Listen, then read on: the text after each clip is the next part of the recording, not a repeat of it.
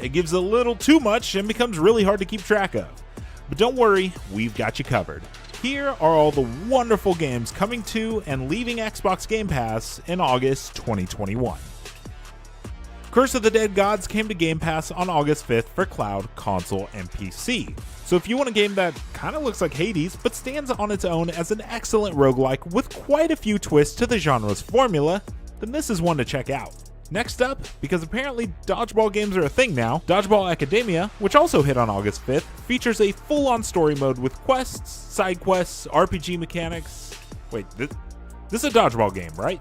And finally, closing out the very busy day, that is August 5th, clean up some garbage in full HD with Katamari Damacy Reroll, overload your visual senses with Luminous Remastered, and command a human army as a space AI overlord in Starmancer, which is coming to early access on Game Pass for PC. On the 12th, travel back to the 60s, the golden age of rally racing, with the stylish Art of Rally coming to consoles, cloud, and PC. And remember when I said Curse of the Dead Gods kinda looks like Hades? Well, if you want to play a game that really looks like Hades, then Hades, IGN's 2020 Game of the Year, is finally coming to Xbox consoles on August 13th, and it's coming to Game Pass for consoles, PC, and cloud on day one. After a short delay, Humankind is finally coming to PC on the 17th, and will hit Game Pass on PC on the same date.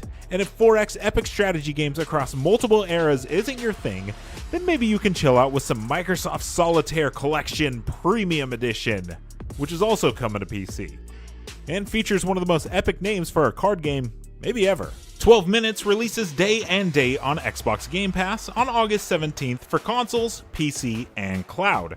12 Minutes is a point-and-click time loop thriller where an evening with your wife turns foul when a detective breaks into your home, accuses your wife of murder, and then beats you to death, only for you to wake up and have to relive your last 12 minutes all over again. The premise sounds incredibly dark and features performances from James McAvoy, Daisy Ridley, and Willem Dafoe. And finally, to close out the month and a 16-year wait, the sequel to 2005's beloved Psychonauts arrives on August 25th and of course hits Game Pass on day one for consoles, PC, and cloud.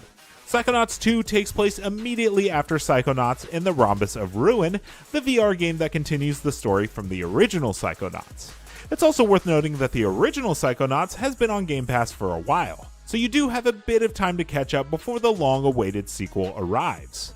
Also, don't forget, EA Play is merged with Game Pass, so if you're in the mood for Skate and you just can't wait for the new game to release, the original Skate joined EA Play on August 5th for consoles, as well as Skate 3, which came to cloud.